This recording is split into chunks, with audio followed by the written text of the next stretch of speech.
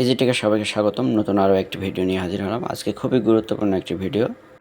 Thumbnail দেখে আশা করি বুঝে ফেলছেন আজকের ভিডিওর মূল বিষয়। তো চলুন মূল ভিডিওতে যাই।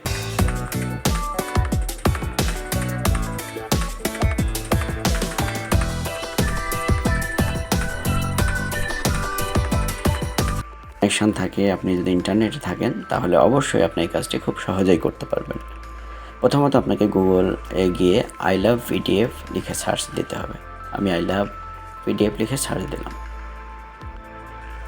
তাহলে এখানে আপনি অনেকগুলো ফাংশন পাবেন।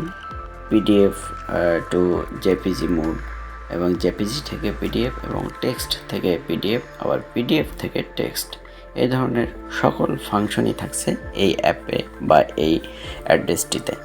তো আপনি এখানে গুগলে সার্চ দিবেন আই লাভ পিডিএফ লিখে, তাহলে আপনি এইভাবে অনেকগুলো ফাংশন পেয়ে যাবেন, যেখানে আপনি খুব সহজে মুহূর্তের মধ্যে আপনার টেক্সটটিকে আপনি পিডিএফ করতে পারবেন।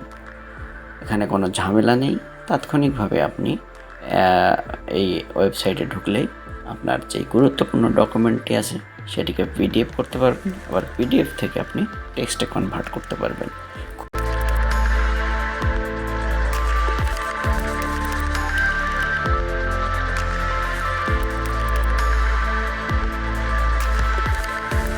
একটি জরুরি এই একটি ওয়েবসাইট, যেটা আপনাদের সকল ধরনের উপকার করবে এবং এখানে আপনি অনেক ধরনের ফাংশনই পাচ্ছেন, যেখানে আপনি পিডিএফ করবেন এবং স্প্লিট করবেন, সব ধরনের এখানে অপশনগুলো আপনি বেছে বেছে যেটা প্রয়োজন সেটা করবেন।